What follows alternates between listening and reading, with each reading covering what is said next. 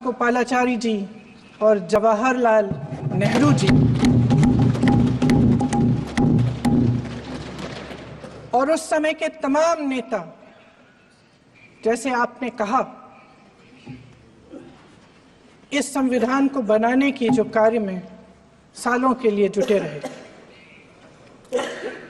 हमारा संविधान इंसाफ, उम्मीद, अभिव्यक्ति और आकांक्षा की वो ज्योत है जो हर हिंदुस्तानी के दिल में जलती है।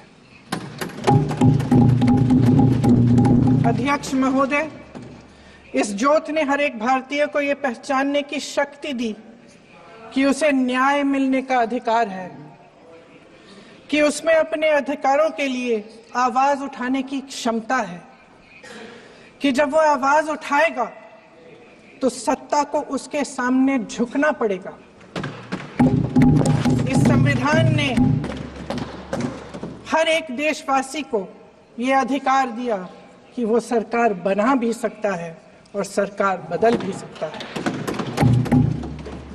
ये ज्योत जो हर हिंदुस्तानी के दिल में जलती है, उसने हर हिंदुस्तानी को ये विश्वास दिया कि देश की संपत्ति में, देश की दौलत में, संसाधनों में उसका भी हिस्सा है, कि उसे एक सुरक्षित भविष्य की उम्मीद का अधिकार है, कि देश बनाने में भी उसकी भागीदारी है।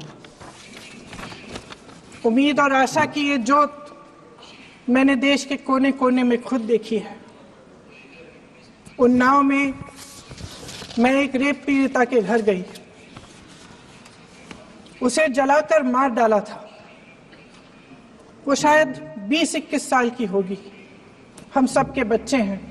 हम सोच सकते हैं कि अगर हमारी बेटी के साथ बार बार बलात्कार हुआ और फिर जब वो अपनी लड़ाई लड़ने के लिए गई तो उसको जलाकर मार डाला गया होता तो हम पर क्या बीतती।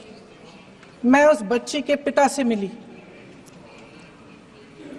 उसके खेत जलाए गए थे, उसके भाइयों को पीटा गया था, उसके पिता को बाहर से, घर के बाहर घसीट कर मारा गया था। उस पिता ने मुझे बताया कि बेटी, मुझे न्याय चाहिए। मेरी बेटी अपने एफआईआर को दर्ज करने के लिए जब जिले में गई तो उसको मना किया गया। अगले जिले में जाना पड़ा उसे। वो रोज सुबह 6 बजे उठकर तैयार होकर अकेली अपने मुकदमे को लड़ने के लिए अगले जिले में ट्रेन से जाती थी। उसके पिता ने मुझे कहा कि मैंने उससे कहा, बेटी अकेले मत जाओ, छोड़ दो ये लड़ाई। लेकिन उसकी बेटी ने उसको जवाब दिया कि नहीं पिताजी, मैं अकेली जाऊंगी, मैं लड़ूंगी, ये मेरी लड़ाई है, मैं इसको लड़ूंगी। ये लड़ने की क्षमता, ये हिम्मत उस लड़की को और करोड़ों भारत की नारियों को हमारे संविधान ने दी। आगरा में मैं अरुण वाल्मीकि के घर गई। अरुण वाल्मीकि पुलिस स्टेशन में काम करता था, सफाई का काम करता था। आप सोच सकते हैं हमारी तरह उसका भी परिवार था। नई नई शादी हुई थी, 2-3 महीनों का बच्चा था। पुलिस स्टेशन में चोरी हो गई। चोरी का इल्जाम उस पर लगाया गया। उसके पूरे परिवार को उठाकर पुलिस स्टेशन में ले गए। आप हंस रहे हैं, लेकिन ये गंभीर बात है। गंभीर बात। शर्म करो, शर्म। अरुण वाल्मीकि को पीट पीट के मार डाला, उसकी बीवी को पीटा, उसके पिता के नाखून निकाले, उसके पूरे परिवार को पीटा गया।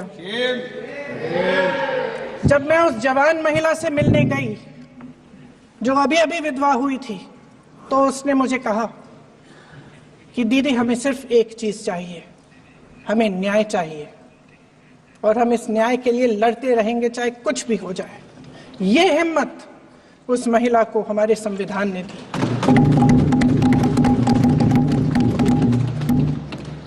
संभल के कुछ लोग आए थे हमसे मिलने जो मृतकों के परिवार के सदस्य थे। उसमें 2 बच्चे थे, अदनान और उजैर। अब सुनिए। उसमें 2 बच्चे थे, अदनान और उजैर। एक बच्चा मेरे बच्चे की उम्र का है, दूसरा उससे छोटा 17 साल का है।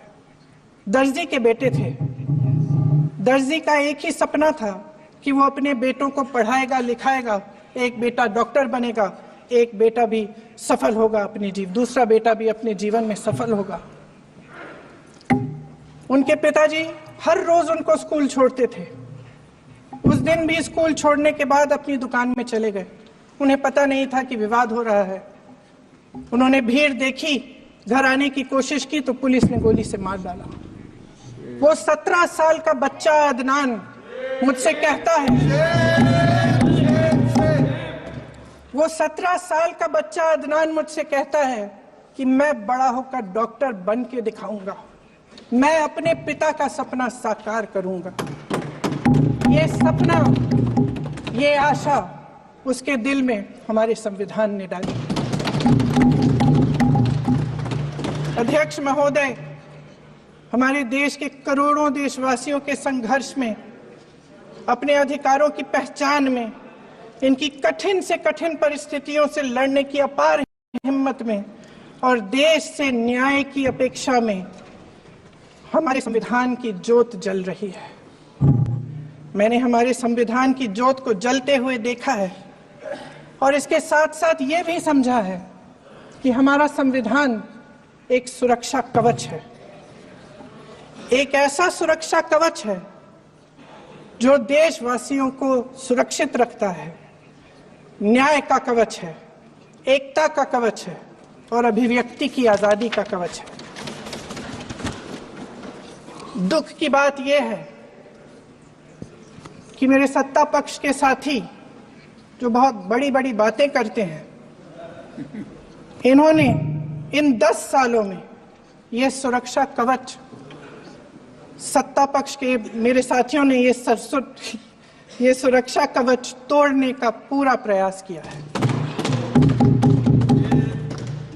संविधान में सामाजिक, आर्थिक और राजनीतिक न्याय का वादा है। ये वादा एक सुरक्षा कवच है जिसको तोड़ने का काम शुरू हो चुका है। लैटरल एंट्री और निजीकरण के जरिए ये सरकार आरक्षण को कमजोर करने का काम कर रही है। अगर लोकसभा में ये नतीजे नहीं आए होते तो ये संविधान बदलने का काम भी शुरू कर लेते। सच्चाई ये है अध्यक्ष महोदय कि आज संविधान बार बार इसलिए कह रहे हैं क्योंकि इस चुनाव में इनको पता चल गया कि इस देश की जनता ही इस संविधान को